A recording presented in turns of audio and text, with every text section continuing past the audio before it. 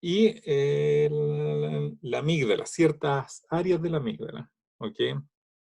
La amígdala es la estructura del cerebro que está relacionada con el procesamiento de las emociones. Si voy muy rápido, me dicen y voy lentito. ¿Eso tiene relación con lo que decía en un texto del hipotiroidismo? No, bueno, Ah, ya. sí y no. Sí, no. Ya sé por dónde Ya. puede ir tu pregunta. En realidad, la tiroides está acá, está en el cuello. Claro, Que es una, entonces, como de esta amígdala, entonces como que pienso que puede tener relación. claro, no, lo que pasa es que hay varias estructuras en el cuerpo humano o en el cuerpo animal en general. Animal me refiero a toda la escala animal de mamífero. Y bueno, también podría aplicar para peces, porque son estructuras conservadas. ¿Ok? Son todas estructuras que están relativamente conservadas, desarrolladas en más o menos grado. Pero claro, nosotros le llamamos la amígdala a las estructuras que están en la garganta o la tiroides que está acá.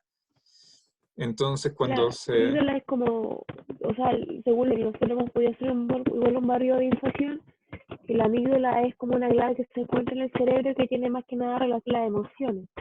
Claro, Aquí exactamente. podemos hacer que dentro de uno de los síntomas o consecuencias del Alzheimer que se ve afectada más que nada porque los pacientes con la enfermedad o diagnosticados tienen alteraciones o como tendrían un poco lentas, como inhibiendo un poco en cuanto a su condición, por así decirlo. Ujú. Eso es lo que hace relación con Claro, la amígdala es la parte del cerebro que participa en el procesamiento emocional. Por ejemplo, cuando nos estresamos, cuando alguien te asusta, tú piensas que, no sé, que te van a cometer un lanzazo.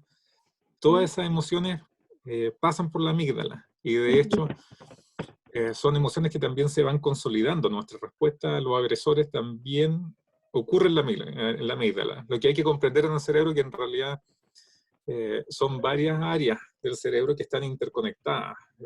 Una cumple un rol súper importante, por ejemplo, como la amígdala en el proceso, lo hago porque tiene como una especie de forma de almendra, ¿ya? Por eso hago la figurita, en el procesamiento emocional, pero la amígdala obviamente también se consolida y se comunica con la corteza general, para recordar y dejar guardado, por decir de cierta forma, cómo nosotros vamos a reaccionar a un determinado estímulo que puede ser la agresión. ¿Okay? La agresión se procesa en la amígdala, es uno de los procesos, uno de los estímulos que tiene...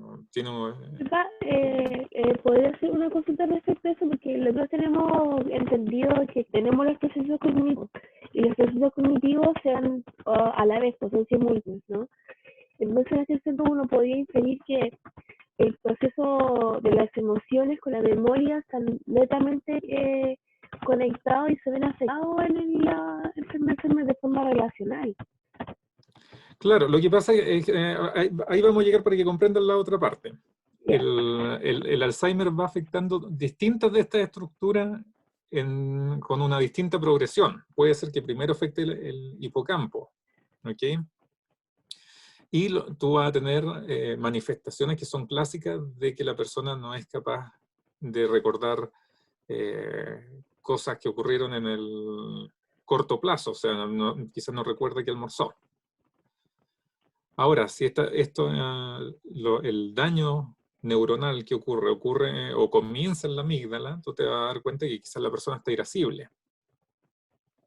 ¿Ok? Entonces, es importante comprender que parte de las manifestaciones que tú ves en la persona, las manifestaciones clínicas, o en realidad de comportamiento, se lo quiere llevar ya al núcleo familiar, para no meter la parte médica, porque se altera, está irascible, de repente se le olvidan cosas, y está irascible, porque pueden empezar a ocurrir distintas combinaciones que básicamente reflejan el cambio neurobiológico que está ocurriendo en esa persona.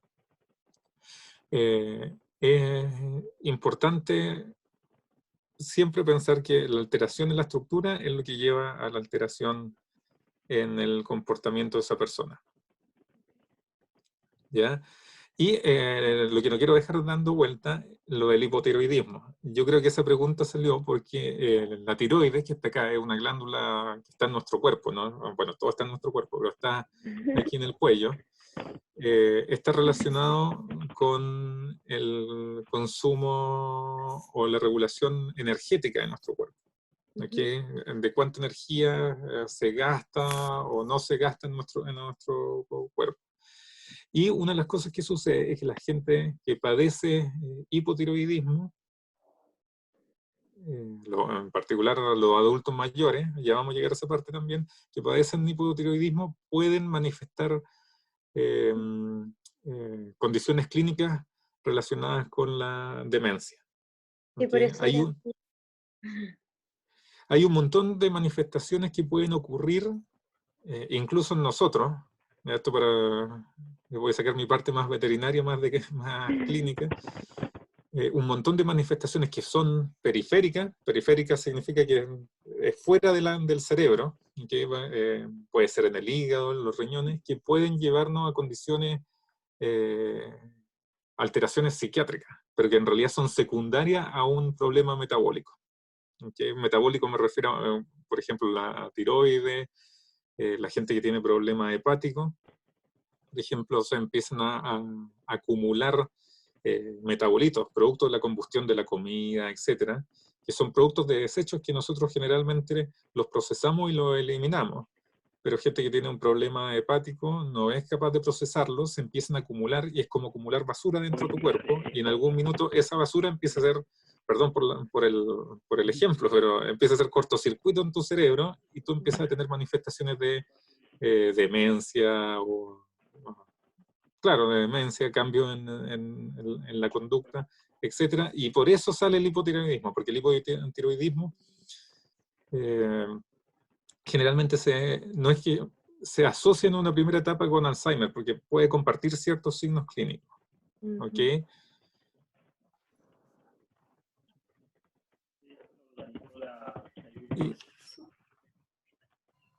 Ok.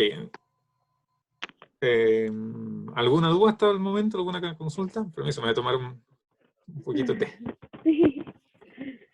té. Cuando se habla de las amígdalas y las emociones, ¿eso puede tener relación o tiene directamente relación con que uno de los trastornos que va sufriendo después la persona con Alzheimer es el tema de la depresión? Claro, esos son un tema en realidad súper complicado en el sentido de que yo no soy experto en esa área, porque esa parte ya es de frentón de la psiquiatría. Tuve cursos relacionados con la psiquiatría cuando inicié mi camino en las ciencias biomédicas, pero lo que pasa es que no sé si es que uno estrictamente puede llamar depresión cuando empiezan a ocurrir esos cambios. Puede ser que haya una manifestación externa relacionada con la depresión, ¿no? Como que están en botamiento, como se dice, están como echaditos en la cama, no tienen muchas ganas de realizar actividades físicas. Pero en este caso yo quiero dejarlo súper claro, yo creo que eso está relacionado como una consecuencia del Alzheimer y no como un trastorno primario como es la depresión en personas normales, como me refiero a gente joven como nosotros, ¿no? Porque el Alzheimer hay que recordar que es una enfermedad que se va manifestando no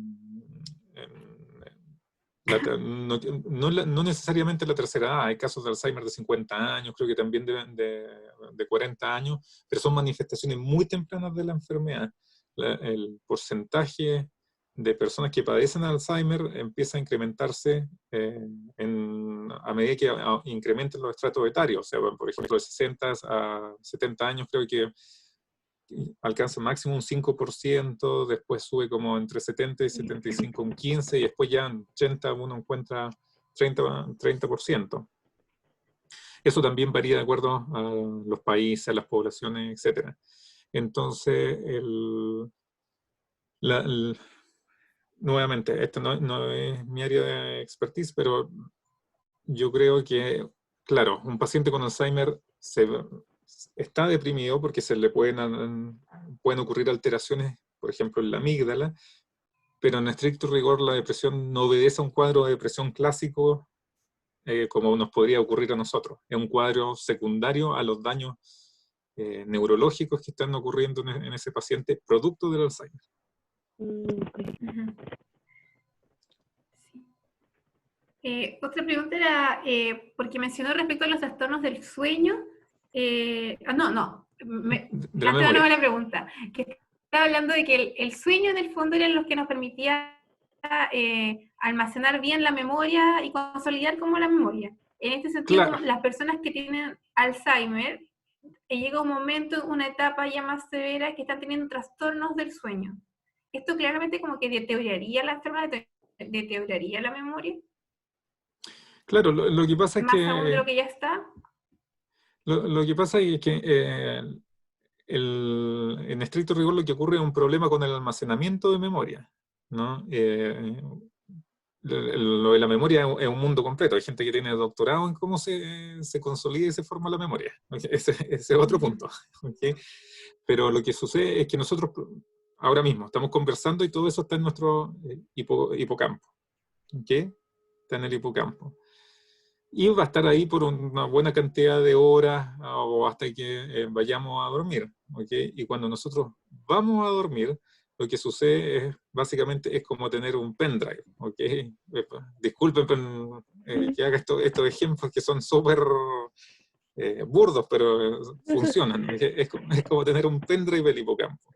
Y cuando tú te vas a dormir, lo que sucede es que todos esos datos que tienen en el hipocampo se transfieren a la corteza donde se almacenan y ocurre el almacenamiento a largo plazo. Que yo desconozco si es que, porque aquí hay que separar cosas. Generalmente uno piensa, si es que la persona no es capaz de consolidar el sueño, no es capaz de consolidar la memoria, es porque tiene un problema, un trastorno del sueño. Yo desconozco si es que hay trastorno del sueño, pero me imagino que deben haber en los pacientes con Alzheimer. Me imagino que deben haber, porque esa es parte netamente clínica. Pero el daño también ocurre en el hipocampo mismo, o sea, ocurre en el pendrive como tal. ¿Ok?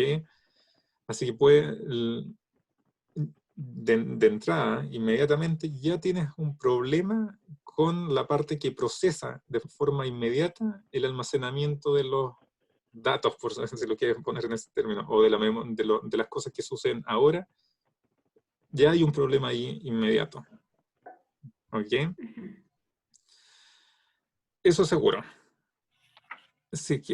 Y no me cabe duda, si es que tú ya tienes problemas en el lugar primario donde se almacenan los eventos que suceden en tu vida, si eso ya está alterado, seguramente está alterado además la consolidación de esos datos, porque si no eres ni siquiera capaz de retener lo que sucede en un tiempo breve, cuando vaya a dormir eso ya no va a estar tampoco, ¿no? Eso ya no va a ocurrir. ¿Ok? Pregunten, hagan todo Sí. tipo de preguntas ahora y después nos vamos moviendo a lo más complejo, que Ya. en realidad lo más... ¿Usted conoce la acetilcolina? Sí, Ya, porque estábamos leyendo unos estudios que habla que esta mejora la calidad de vida, que disminuye la enfermedad del Alzheimer, y mencionaban algunos medicamentos que eran muy difíciles de mencionar, pero uno es donepezilo, galantamina, rivastigmina, y que estos ayudaban como mensajero químico a disminuir esta enfermedad. ¿Es posible que sin tomar esos medicamentos existan alimentos u otro tipo de alternativas para disminuir esta enfermedad? es una muy buena pregunta. Es que me la pensé desde anoche, así le pregunto. Lo que sucede es que el Alzheimer, una de las cosas que no hemos conversado, todavía no está del todo claro cómo se origina. Eso es lo complicado del Alzheimer. Todavía no hay muchas hipótesis cómo arranca el Alzheimer, ¿ya? Que están relacionadas con con alteraciones o cosas que se ven. ¿Okay? Por ejemplo, cuando uno muere, te pueden tomar una biopsia de cerebro. ¿Okay? Y tú puedes ver cómo están las neuronas ahí en un microscopio.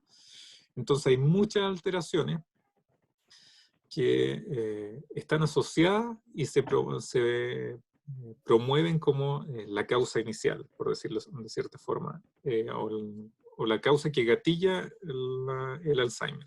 Una de esas es la que mencionaste tú, que es un problema con el sistema colinérgico o con la acetilcolinesterasa, que es donde actúan los fármacos. ¿Okay? La acetilcolina es un neurotransmisor. Nosotros tenemos varios neurotransmisores, que son básicamente los códigos en los cuales se comunica el cerebro. ¿Okay? No quiero hablar de ellos porque eso sí que ahí va a ser entrar a marearla. Pero hay una amplia gama de neurotransmisores, hay excitatorios, inhibitorios, que básicamente son los códigos en que se comunican las neuronas. Uno de estos neurotransmisores es la acetilcolina. Y lo que sucede es que hay un decaimiento en este neurotransmisor. ¿Ok? Sí. Eso es lo que sucede, y estos fármacos lo que hacen es tratar, nuevamente, no quiero entrar como en el detalle específico, porque eso va a ser complicarlo mucho más, pero lo que hacen es tratar de mantener los niveles de este neurotransmisor. ¿Ok? Luis, disculpa, cuando tú dices decaimiento, ¿es que disminuyen, dejan de funcionar? ¿Qué significa decaimiento? Disminuye. Como la Lo que pasa cantidad, es que, claro, lo que pasa es que aquí, yo creo que esto le va a hacer mucho sentido a usted. Básicamente, el cerebro es una comunidad. ¿Okay? Todas las células se agrupan exactamente igual como nuestro orden social, por decirlo. Uno puede llevar lo mismo que ocurre como opera, por ejemplo, Viña del Mar, Valparaíso, puede ser una población como lo es Temuco, lo es Santiago. Y lo mismo ocurre en las neuronas y lo mismo ocurre dentro de las neuronas. Entonces, lo que sucede es que los centros de producción, donde se producen estas neuronas, donde se producen estos neurotransmisores, se ven alterados. ¿Ok? Una de las alteraciones que ocurre a nivel de la sinapsis, que es donde dos células, o dos neuronas, para ser más específico, se encuentran. Entonces la neurona que produce la acetilcolina empieza a sufrir daño. ¿Okay? No quiero entrar directamente a hablar como la cosa netamente celular, pero empieza a ocurrir daño en las mitocondrias. ¿Ya? Las mitocondrias son las que producen la energía. Tienen como una planta eléctrica o hidroeléctrica, si uno lo quiere llevar a un contexto humano. Se empiezan a alterar las mitocondrias, disminuye la producción de energía y por ende disminuye la producción del neurotransmisor. ¿Okay? Entonces por eso empieza a decaer, no es que sea un todo nada. ¿Sí? Empieza a bajar, a bajar, a bajar, y eso en realidad está relacionado con la progresión de las alteraciones o la degeneración que está ocurriendo dentro del cerebro. Entonces, para volver nuevamente consulta. Ay, disculpa, paréntesis. ¿Eso se relaciona también con la alteración en las proteínas? ¿Eso genera como el daño en las mitocondrias? Ya vamos a llegar para allá. Ya vamos a llegar para allá. ¿Ya? Porque hay otras teorías que están relacionadas con la generación del Alzheimer. Esta es una, ¿ok? Que preguntó su compañera, es una pregunta amplia, pero aborda una de las teorías que se piensa que es cómo se genera el Alzheimer. Ahora, con respecto a la comida, que es la parte de manejo diario. Bueno, lo más importante, y yo siempre aquí digo, y es bueno recordarlo más encima, si se está grabando, yo no soy un experto en ese tema, y siempre les digo, consulten a un experto, pero deben haber nutricionistas que manejan pacientes con Alzheimer en Viña, Valparaíso, son más que seguros. Pero el primer consejo es siempre comer una dieta saludable. Eso es de partida y es válido para todo. Puede ser que hayan alimentos también que afectan la producción, como hay enfermedades, por ejemplo, asociadas a la ingesta baja de vitaminas, B12. por ejemplo, hay otra enfermedad, incluso otras enfermedades que no tienen nada que ver con el Alzheimer, pero por ejemplo el escorbuto, etcétera, que están relacionadas con deficiencias nutricionales, ¿ok? Y la hipótesis colinérgica, que es la que tú mencionas, se postula que sería beneficioso el consumo de alimentos ricos en antioxidantes. ¿Okay? Leímos a esta manera un estudio que la recomendó como una copa de vino al día por los antioxidantes que podía tener para mayores de 60 años, como una medida pretoria, entre comillas. ¿Una qué, perdón? Una copa de vino que tenía antioxidantes que hablaba de que es igual era. Claro, lo que pasa es que muchos de estos estudios, por ejemplo, donde te dicen una proteína, por ejemplo, o sea, no una proteína, una de las cosas que ocurre es que hay mucho,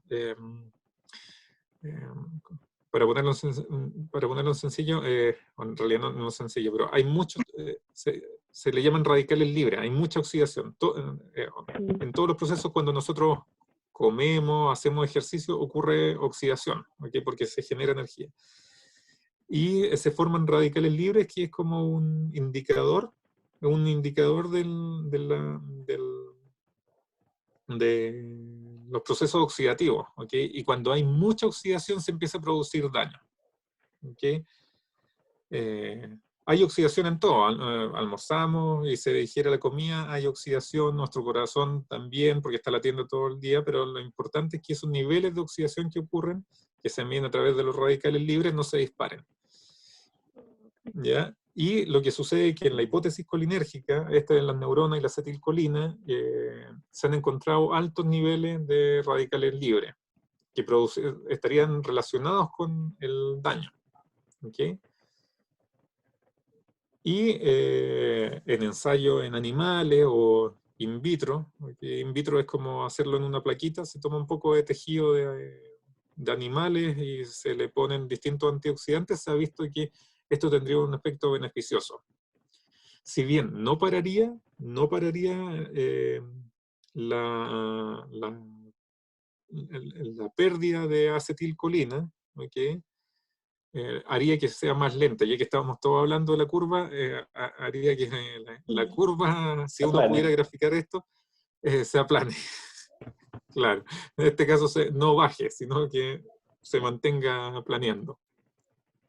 Entonces, ciertamente yo creo que deben haber alimentos que pueden tener un efecto protector y que comerlos de cualquier forma no causaría ningún daño.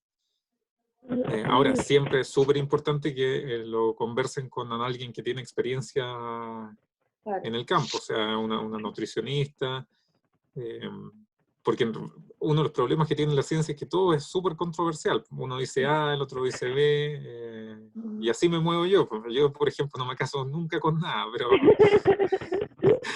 pero el paréntesis que es más o menos lo que está sucediendo ahora en Chile. Pueden ver lo de la mascarilla, que nadie use mascarilla después que salgan, que usen mascarilla, y no es que para defensa de mis colegas en general, no es que el médico o el científico o el ministro que es médico no tiene idea, sino que las cosas van progresando tan rápido, de repente parece que funciona, después que nunca funcionó, etc. Con esto ocurre lo mismo. Y eso, y volviendo al tema de los alimentos saludables, yo creo que es beneficioso, o sea, una copa de vino no le hace mal a nadie. O lo mismo un jugo de naranja, pero comer saludable es esencial. O sea, Y decía que en ese mismo texto de que contribuía harto también la vitamina B12 y busqué en realidad de qué se trataba, y como que está en los huevos, en el huevo, en los pescados, no tenía idea. Claro, y mira, además tiene otra dimensión que nuevamente tú lo puedes ver con lo que sucede aquí con la cuarentena. Una persona que tiene Alzheimer, que tiene menos movimiento, que está en un hogar, Sí. tiene muy poco movimiento, entonces, como sea, una alimentación saludable, rica en vitaminas, con buen jugo, con huevo, etcétera, le va a ayudar, aunque no le funcionara en el cerebro, eso le va a ayudar en la mantención de su cuerpo, ¿no? De su masa muscular, le va a ayudar en muchas cosas, o sea, muchas veces, y es el problema que ocurre, en general en la ciencia uno se enfoca mucho en el problema médico, es como tiene Alzheimer, y nos olvidamos de que está postrado, está en un hogar, entonces la alimentación yo creo que es fundamental. Quizás me estoy un poco adelantando por ver con las chicas, hemos generado un par de preguntas y quizás me estoy adelantando mucho, pero vamos en relación a lo que estábamos hablando sobre la alimentación. Nosotros, más que nada, cuando hablamos de el texto, estamos haciendo referencia a eso de Alisa Belsky, que es una investigadora, como directora de investigación del GERO, que es un centro de la Universidad de Chile que hace estudios en relación a las demencias, el Alzheimer también en concreto. En resumidas cuentas, en el texto que nosotros pudimos acceder, que se llama Alzheimer y otras demencias, hacía referencia de que había factores externos en relación a la enfermedad. Uno de los factores, en relación a los factores externos, hablaba, por ejemplo, de la dieta, de la movilidad social, de la escolaridad. Entonces, como proveniendo de las ciencias sociales, como futuras trabajadoras sociales, también se hace una inferencia de que existe una brecha social en cuanto a la susceptibilidad que tienen algunos adultos a poder, o no poder, sino como hacer diagnosticar la enfermedad debido a estos como factores sociales, lo separan, por así decirlo. ¿A qué voy con esto? Que nosotros también pudimos acceder a informes del Alzheimer Association, como es una institución que está ubicada en Inglaterra, que se preocupa en generar reportes anuales. El reporte del 2018, si no me equivoco, hablaba de que efectivamente el Alzheimer podía ser también categorizado según la escala social, porque entre el concreto se hablaba de que el porcentaje de adulto mayor era estadístico mayor referido a mayores de 60 años, de los estratos sociales más bajos eran los que eran más diagnosticados con Alzheimer, porque se debía también a factores externos como la escolaridad, movilidad social, alimentación o el acceso a vitamina o a estudio o a preventiva. Entonces, insisto, a lo mejor me estoy adelantando, pero igual nos importaría y nos gustaría saber su opinión al respecto de algo más de la biomédica, y que si, ¿cómo lo consideras o lo puedes considerar usted respecto a eso? Bueno, yo nuevamente, yo en esa parte sí que no soy experto, pero una de las cosas lindas que yo creo que me dejó en general haber estudiado en el Reino Unido, haber conocido gente como Edgardo, y en general la gente tiene una mirada muy multidimensional del problema, es que yo creo que efectivamente hay un componente que está súper relacionado con el acceso a los bienes materiales, a la calidad de vida. Obviamente nuestra estratificación social que tenemos, y particularmente en Latinoamérica, que es salvaje, yo creo que claramente también afecta la prevalencia de esta enfermedad. ¿Okay? Y lo afecta en varias dimensiones, eso es lo complejo. ¿Okay? Piensen, por ejemplo, una persona que tiene, no quiero decir muchos recursos, pero alguien que ya sea de clase media, o clase media alta, no sé, no quiero poner como un estrato, pero alguien que ya tiene acceso a recursos, que no necesariamente tiene que ser rico. Obviamente, a su padre o a su abuelo o al tío adulto mayor lo va a llevar a médico probablemente va a preguntar 1, 2, 3 opiniones y va a tener un diagnóstico certero. Si tú te vas a gente que no tiene recursos, que simplemente tiene que ir al consultorio donde hay un médico que está atendiendo uno tras otro, en sistemas que están ya colapsados, de partida tienes que pensar de que puedes tener o un subdiagnóstico o simplemente le van a decir Alzheimer como que ya, lléveselo a la casa y ya está. O sea, ya partiendo por ahí, sin entrar todavía en la parte biológica del asunto. O sea, obviamente el pertenecer o tener menos recursos sociales, culturales, etcétera, ya te hace más propenso a estar a merced de un mal diagnóstico. Que te subdiagnostiquen, te digan, no, está sano, es una demencia senil porque ya está, o puede ser que sea una demencia senil y el médico, esto es enfermedad de Alzheimer, la familia no tiene capital cultural como para preguntárselo más, será o no, ni tampoco tiene los bienes materiales para llevarlo a una segunda opinión, porque la única opción que tiene es el sistema público, que en Chile no es malo, o sea, es un sistema que está colapsado, trabaja al límite, pero no, en general tenemos buenos profesionales, pero el problema es que, claro, trabajar al límite te hace que esto sea una máquina nomás, que uno, el otro, el uno, el otro, el uno, el otro, etc. Y en nuestro país y en general en Latinoamérica, esta estratificación social, cultural, a mí no me cabe menor duda de que tiene que tener un impacto no solo en el desarrollo del Alzheimer, sino en muchísimas enfermedades. Que no seas capaz de tener un buen descanso si te dan licencia, estoy hablando en general, para recuperarte una enfermedad, o el tener acceso a cosas que están relacionadas con el entretenimiento, y no me refiero a entretenimiento simplemente de pasar un tiempo, sino cosas que te llenen el alma, ir a ver una ópera, ir a ver un concierto, son cosas que te van quedando y te van generando cosas que están muy relacionadas también justo con lo que estamos hablando, ¿no? La memoria, y que afectan tu calidad de vida también, porque en realidad despertarte todos los días, perdón por las ejemplificaciones, que voy para aquí y para allá, pero despertarte todos los días, ir a trabajar, la gente que vive en Santiago, o sea, por ejemplo, la gente que vivimos en regiones somos súper privilegiados, pero la gente que vive en Santiago y tiene que viajar 2 horas de un lado al otro, trabajar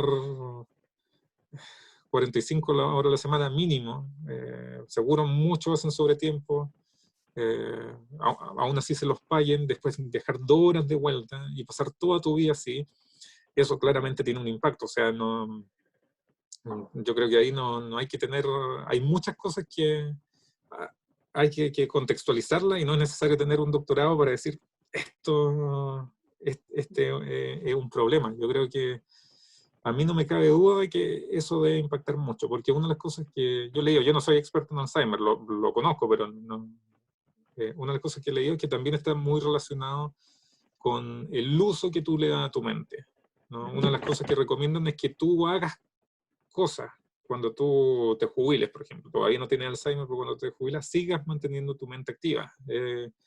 Y obviamente el mantener tu mente activa nuevamente nos retrotrae a todo el capital cultural, a qué cosas tú hiciste antes, te gustaba la jardinería, no te gustaba la jardinería, hay gente que le encanta armar puzzles, hay gente que le encanta leer, pero claro, si es que tú pasas, si lo quieres llevar a un extremo, alguien que viaja todos los días en la micro, hace una pega monótona por 40 años, después lo pone en una casa, se jubila, o no quiero decir lo pone, pero se jubila, está en la casa, pero nunca tuvo acceso a los libros, nunca desarrolló una pasión por los libros, por la música, etcétera.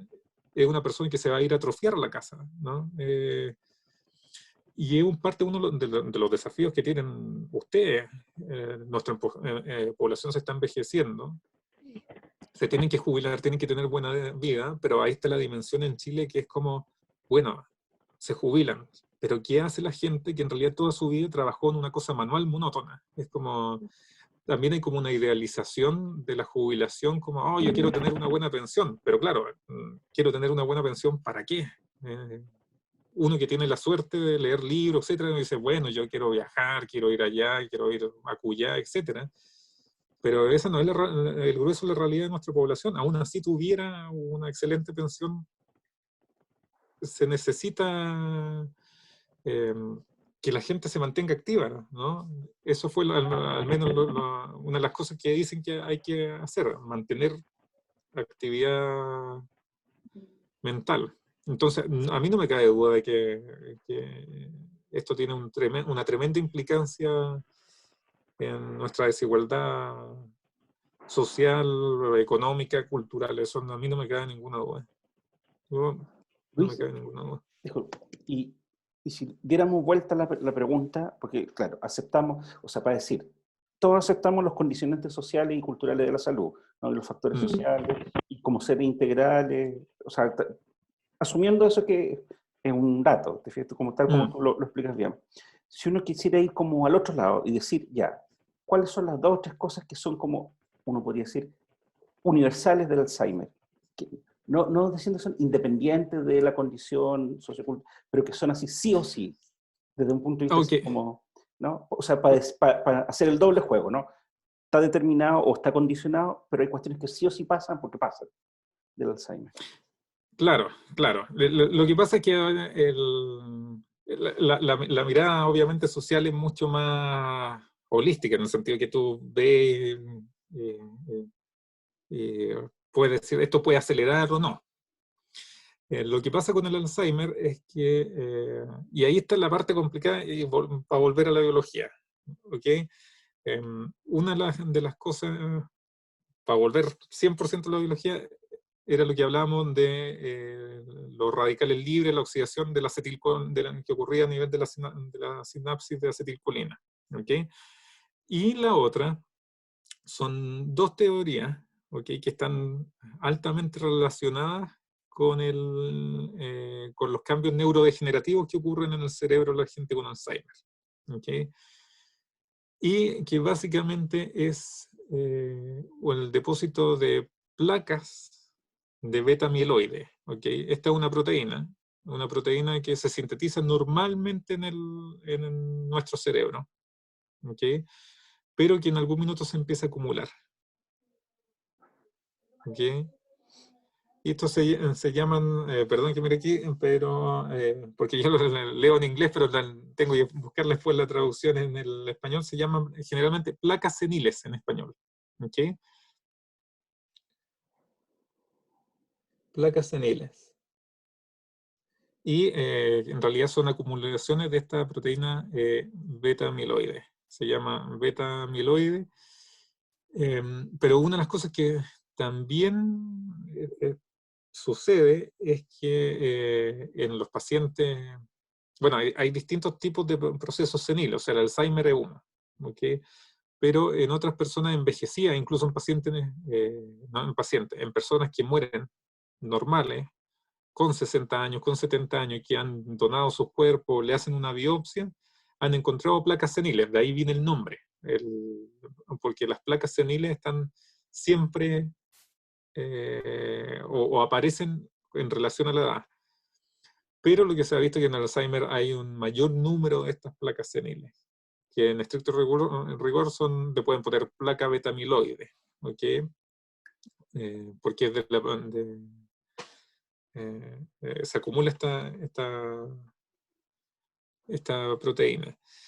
Y para llevarlo ya más al cerebro, lo que pasa es que, claro, todos estos cambios degenerativos ocurren, como ocurre lo mismo en nuestros músculos, en nuestro cuerpo, en nuestro cerebro se empieza a acumular el beta-amiloide, que es como una plaquita así que uno la mira en el microscopio y se ven todas las neuronas y se ve como, como una especie de remolino, si quieren ponerlo de cierta forma. Y lo que pasa es que eso empieza a traer células que participan en la respuesta inmune dentro del cerebro, ¿ok?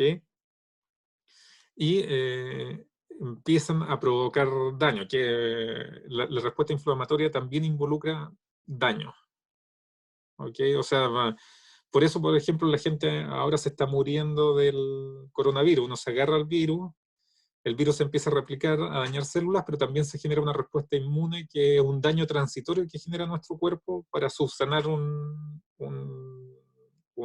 evento de daño o injuria, como se le llama médicamente. Y esto, en el caso particular, se generan estos acúmulos de beta-amiloide, de la proteína beta-amiloide en el cerebro, se empieza a acumular, acumular, acumular, y empiezan a llegar células inflamatorias que podrían provocar cierto daño en el tejido nervioso. ¿Ok? Este es otro de los daños que ocurre. Dime. Y eso pasa principalmente en el hipotálamo y en la corteza frontal. Hipocampo, acuérdate. Hipocampo, no sé, sabía, pero dije hipotálamo. Sí. Sí, esos son otros daños que también se han visto ahí. Dame 30 segundos que se me está acabando la batería, conecto el cargador y sigo. Yeah.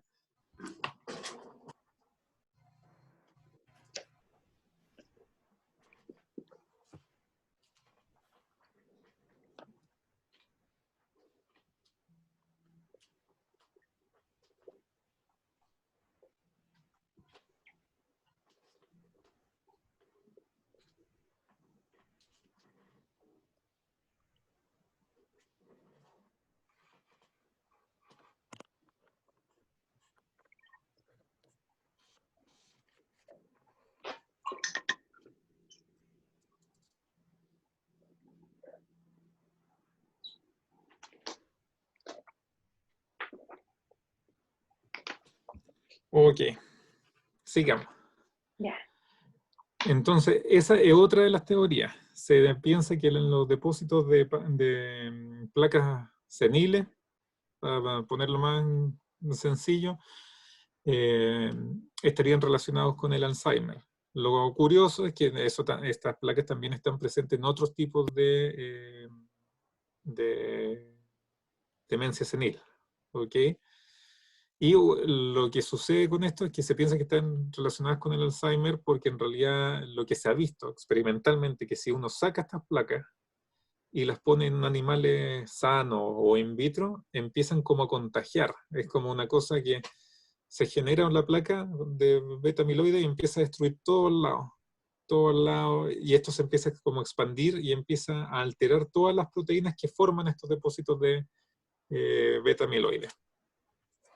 Esa es la segunda teoría. Ya llevamos dos teorías. Llevan la teoría de la acetilcolina o colinérgica, que es una de las teorías, cómo se genera el Alzheimer, las placas seniles o depósitos de proteína beta-amiloide, y después tenemos otra más importante, pero si tienen dudas respecto a esta,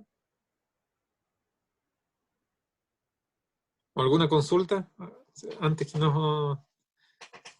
movamos a otra. Uy, disculpe, es que he escuchado todo, pero me enredé con la de las colinérgicas. ¿A cuál específicamente se refería con la colinérgica? Las colinérgicas es básicamente cómo las neuronas se comunican unas con otras. Entonces lo que ocurre es que hay un daño en la mitocondria, en la neurona que libera el neurotransmisor, que hace que decaiga la cantidad de acetilcolina. Esa es una. ¿Okay? La otra es la de neurotransmisores, efectivamente. Lo complejo de todo esto es que todas se pueden ver juntas de manera simultánea. Entonces, en realidad, lo que no está claro es cuál es la que comienza con todo esto. ¿Cuál es consecuencia de cuál o cuál gatilla cuál? Porque no son excluyentes, eso lo tienen que tener claro. No son excluyentes unos de otras. La teoría es con cuál de todas estas es la que está relacionada el Alzheimer. Por ejemplo, la colinérgica no tiene muchos adeptos. Por lo que cuando repasé el tema, la ley no tiene muchos adeptos porque se ha demostrado que si se dan fármacos para restituir los niveles de acetilcolina, lo que sucede es que no hay respuesta por parte de los pacientes. Entonces dicen, ya, esta no es. Pero bueno, nuevamente esto es ciencia, puede ser que no responda porque ya hay daño por otra. Entonces es un tema súper complejo, pero la acetilcolina es una teoría que rondó por mucho tiempo, todavía ronda, pero ha ido perdiendo adeptos. Está la de la proteína de la placas de beta-amiloide, que es como la que tiene más adeptos actualmente. Y bueno, tenemos otro. Ok. Ah, no, no pregunta. No, usted dijo que iba a hacer la Ok. tercera teoría, estoy pensando qué es lo que... No. Que como cambia la cámara, uno piensa que... Y el otro cambio, que era lo que me preguntaba Edgardo, que está siempre, sí o sí, es, o que está comúnmente asociado, uno que se llama la proteína tau. ¿Ok? Ese también tienen que anotarlo. Esas tres son como las básicas que tienen que tener en su radar. Una es el acetilcolina, depósitos de Placa, placa de beta amiloide o placas seniles, y sí, una que proteína tau. afecta la proteína tau, que déjeme buscarlo en español, una que es una alteración. Todo esto generalmente le ponen nombres de acuerdo a cómo se ven en el microscopio. Las placas de beta amiloide, como le decía, le llaman placa porque se ve como un círculo así que es como un remolino. Es como sacar el tapón de la tina y parece así. Y hay otro que se llama ovillos neurofibrilares en español. Y este es el de la proteína tau. ¿Okay? Entonces, ovillos neurofibrilares igual proteína tau, placas seniles e igual depósitos de beta amiloide. ¿Okay? Y los ovillos neurofibrilares, para explicárselo en sencillo, imaginen una célula como un huevo frito. De hecho, un huevo es una célula. ¿Okay? Es la célula más grande que nos comemos. Entonces, tienen un huevo frito. Y los huevos fritos tienen toda una estructura. Todos los huevos fritos parecen más o menos similares. Y eso porque las células tienen una arquitectura, tienen un andamiaje exactamente igual como se construye un edificio donde hay barras de acero, pilares de hormigón, etc. Las células tienen en parte de su estructura está conformada por microtúbulos. ¿Okay? Los microtúbulos serían como, imagínense, un edificio con el enfierrado. Esos son los microtúbulos. Y la proteína tau es parte de una barra de acero. Y lo que sucede es que la proteína tau se altera, ¿okay? Sufre una mutación y hace que en realidad todas esas barras de acero se empiecen a como formar como un nido, por decir, como un nido pájaro, como a girar en forma helicoidal, como un cono de helado, por decirlo de cierta forma, y se empieza a girar, a retorcerse, se retuerce, se retuerce, y todo eso empieza a llenar la célula y a destruir la célula. Entonces, lo que sucede es que la célula como que se llena de esto, porque es de proteína tau, y una proteína tau contagia a otra. ¿Ok? Empieza a contagiar a la otra. Y en inglés le llaman, creo que rockets o algo así. Cuando uno lo mira al microscopio puede ver así como un triángulo, así como un cohete, la célula, las neuronas. Yo generalmente hablo a las neuronas les digo célula porque también son células, pero empiezan a tener una forma bien peculiar y por eso se llaman ovillos neurofibrilares. Y eso ocurre dentro de la célula porque son los microtúbulos. ¿Okay? Los microtúbulos, recuerden que es el andamiaje que hace que el huevo frito sea el huevo frito. Si se empiezan a plegar eso, el huevo frito va a tener cualquier otra forma. Y en algún minuto el huevo frito ya no va a ser huevo, se va a destruir. ¿Ya? Y una cosa que olvidé mientras les comentaba esto, las placas seniles o de beta amiloide son extracelulares. Ocurren afuera, ¿ya? No ocurre dentro de la célula. Ocurre entre las células, por decirlo de cierta manera. ¿Ok? Disculpa, Luis, Entonces, entonces si esto pasa dentro de la neurona, ¿sí? La neurona, que es la célula que tú dices, deja de ser neurona. claro,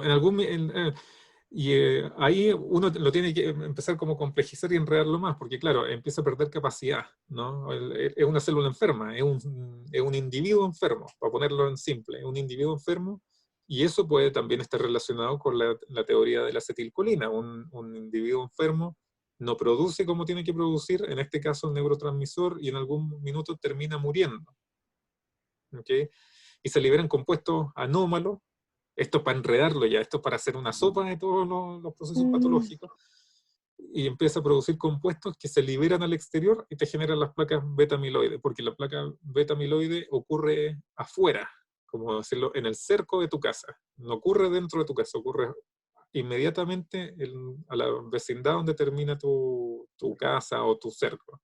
Pero el problema es que se acumulan tanto y se empiezan a hacer tan grandes que empiezan a generarle daño también. Es como si te construyeran un edificio justo a la salida de tu casa, es como, ¿por dónde sale? Entonces, esa podría ser como una cuarta teoría, que al final cada cosa es consecuencia como de la otra.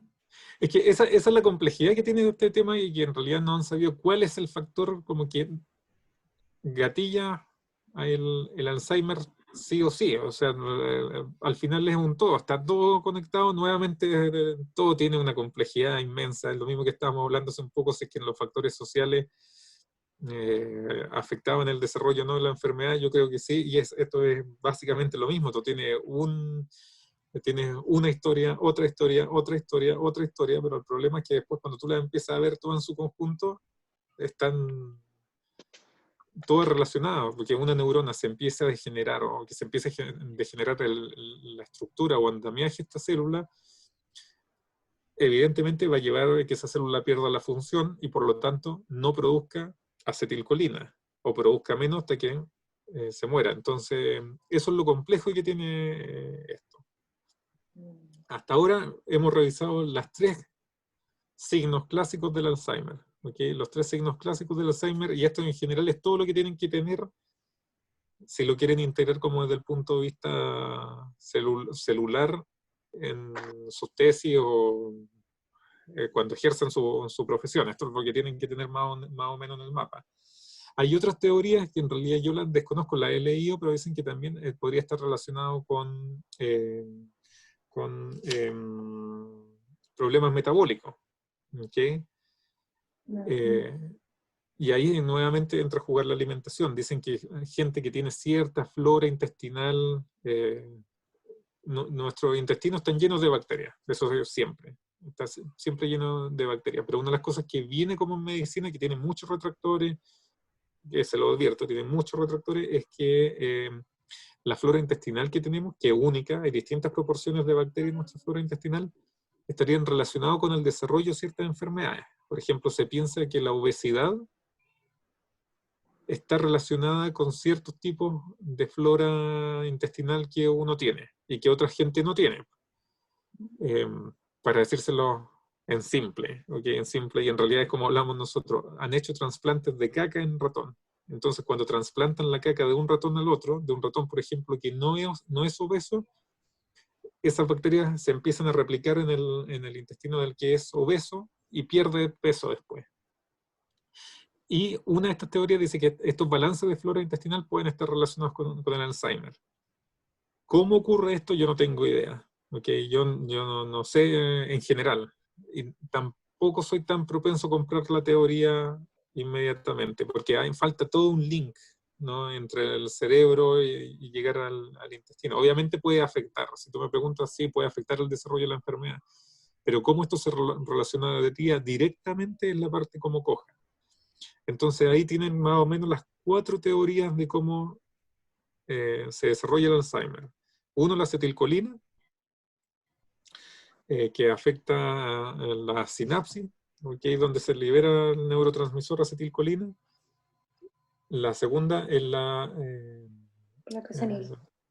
placa senile, que es la acumulación anómala de esta proteína en el exterior entre las neuronas y que también se ha visto en otros tipos de demencia y que en general se dice que todos, a medida que vamos avanzando en la edad y cuando ya pasamos los 60, vamos a tener placas seniles, ¿okay? Porque está asociado en general más a la demencia senil o a la senilidad, mejor dicho. Tienen la proteína tau y tienen la metabólica, que sería la flora intestinal que tenemos. Y esto también, dentro de las metabólicas, dicen que podría haber como una especie de resistencia a la insulina en el hipocampo. ¿Okay? El hipocampo, nuevamente, y ahí volvemos al inicio, es la estructura del cerebro que procesa la memoria al corto plazo, y una de las teorías es que habría resistencia a la insulina, y como habría resistencia a la insulina, lo que sucedería es que las células andarían más lentas, por decirlo de cierta forma. La insulina es lo que hace que entre la benzina, por decirlo de cierta manera, dentro de la célula, que es la glucosa. Aquí todas nuestras células tienen receptores de insulina, y cuando nosotros nos comemos un dulce, en particular comida dulce, se secreta más insulina por nuestro páncreas para que toda esa energía que libera la digestión del dulce pueda ingresar a las células. Por eso los pacientes con diabetes que se inyectan en particular, ¿no? Los que son insulino dependientes mueren, porque ellos pueden comer mucho, o sea, no me refiero, tú le puedes dar mucha comida a un paciente insulino dependiente, comen, tienen mucha energía en teoría, pero al final nada de esa energía ingresa a la célula. Y en este caso, que es una de las vertientes de las metabólicas, de la hipótesis metabólica, es que estos pacientes desarrollarían una especie de insulina, de resistencia a la insulina en el hipocampo, y como se genera resistencia de insulina en el hipocampo, no habría las células del hipocampo, las neuronas del hipocampo no tendrían la cantidad de energía o benzina, para ponerlo en simple y trivial, para realizar todas las actividades necesarias que en este caso están relacionadas con la memoria a corto plazo.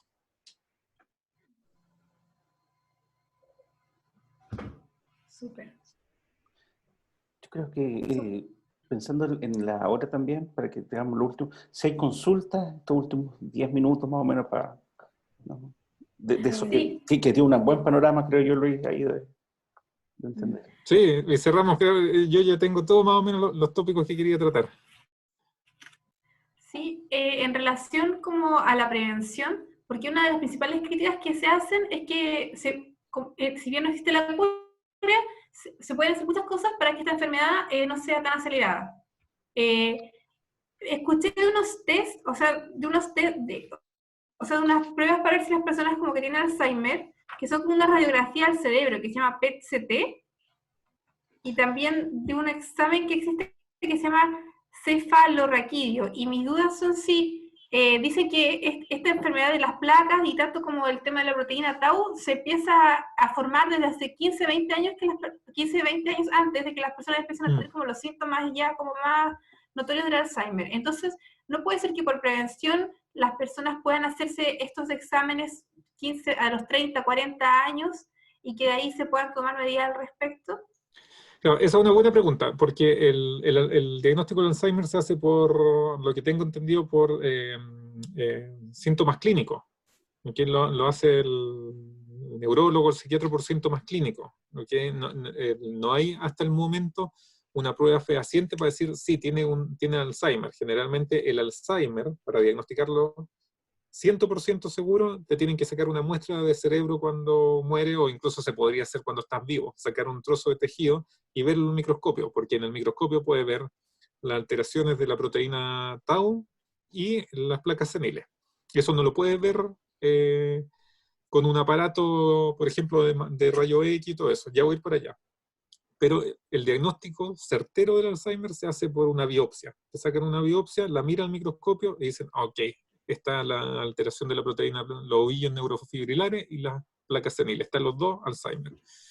Ahora, con respecto a lo que tú mencionas, claro, esos son como más avanzados en teoría. ¿Okay?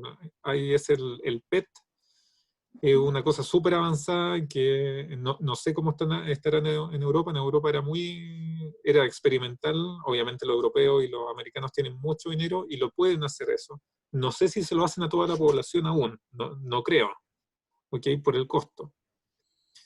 Y ahí está la complejidad. No sé si en Chile esté, y lo otro, no sé si será económicamente factible hacérselo a la gente.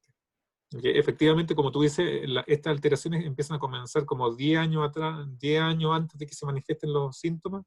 Eso es verdad, pero no sé si el PET, por ejemplo, está disponible en Chile.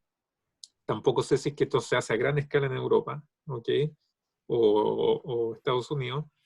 Y ahí nuevamente tú entras a balancear cómo gastamos los recursos. Es simple. Porque, claro, tú dices, podríamos pesquisar 10 años antes de que las personas lo tengan. Gente que tenga 50 años. Pero el problema es que, y ahí nuevamente entran los aspectos sociales y de priorizar enfermedades. Hay gente que se nos muere por neumonía, hay gente que se nos muere por mala alimentación aún, etcétera.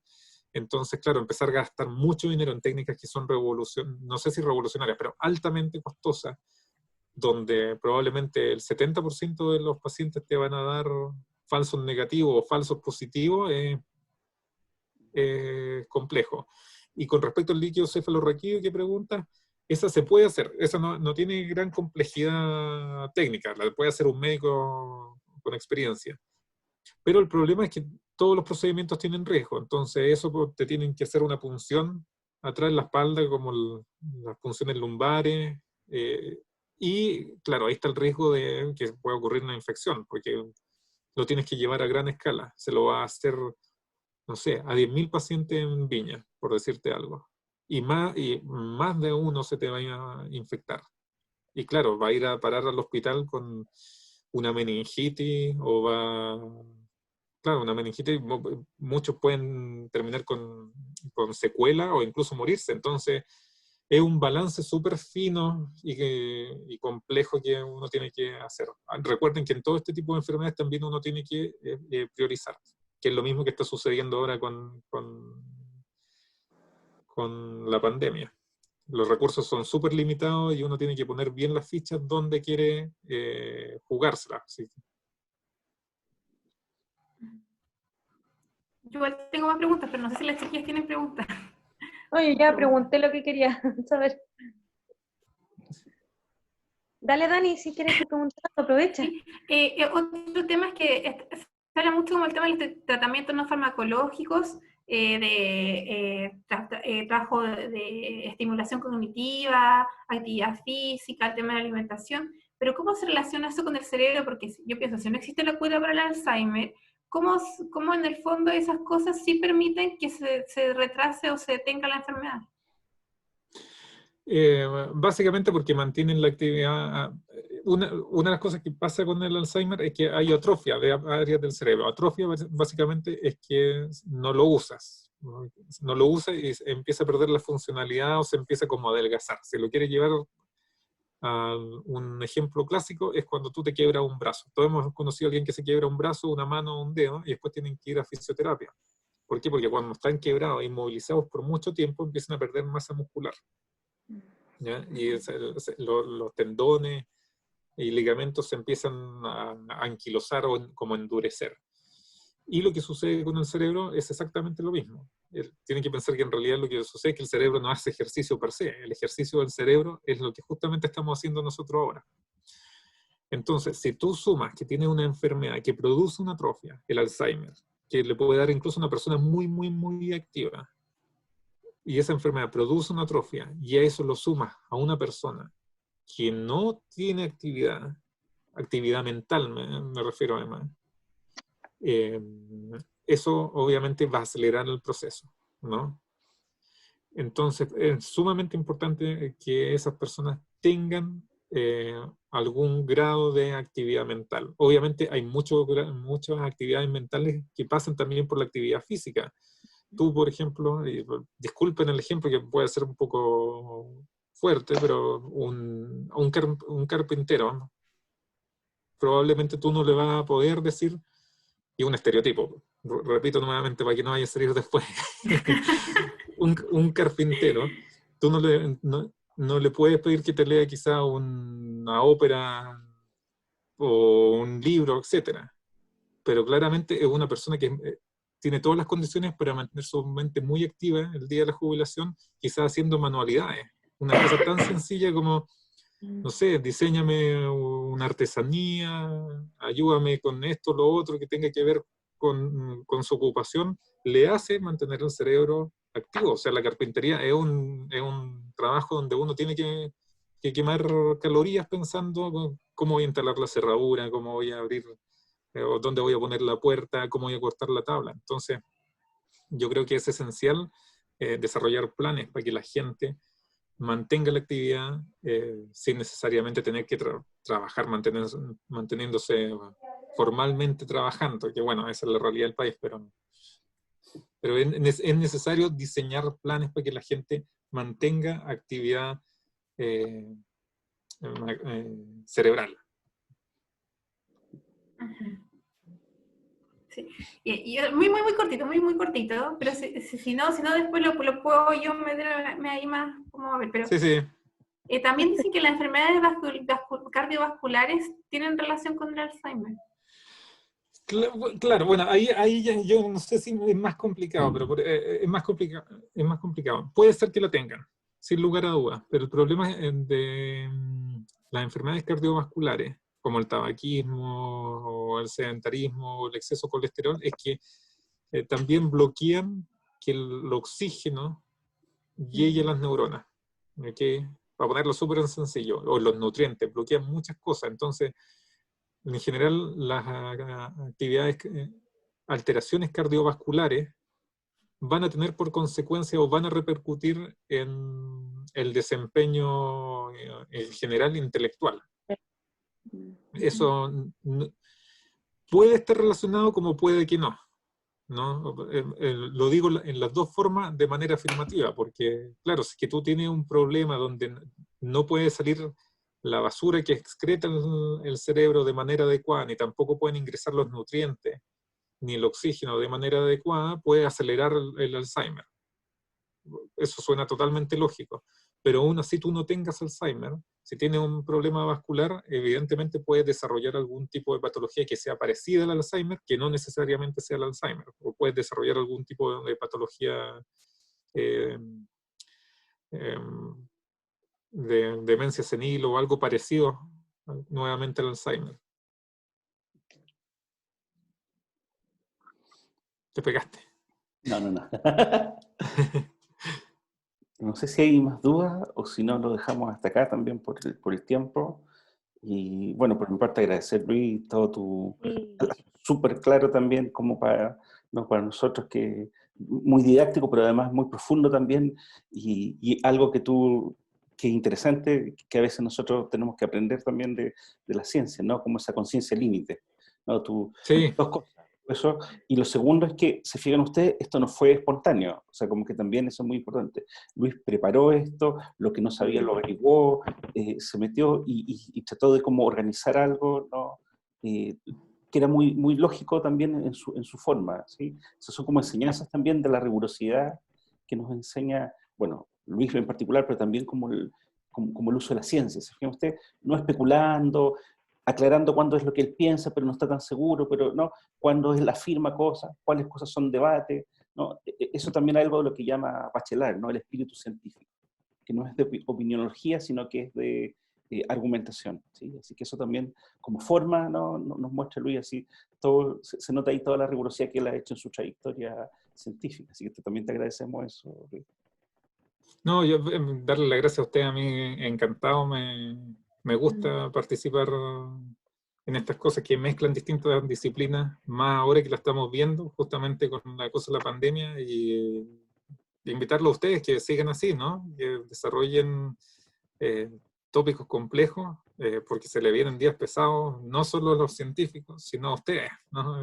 Cosas tan sencillas, porque parecían tan simples como cuando estaba ocurriendo esto, lo de la cuarentena sí o la cuarentena no. Ahí pueden ver la complejidad, una cosa netamente científica tiene un montón de impactos que trascienden mucho más a la ciencia, que tienen implicaciones sociales, y creo que justamente lo que estamos haciendo ahora es parte de este ejercicio, así que mantengan esa línea y siempre con todos los radares y las antenas paradas, como se dice. Ha sido un gustazo. Gracias. Un montón de gracias. Muchas gracias. Gracias a ustedes. Bueno, entonces, espérense aquí yo...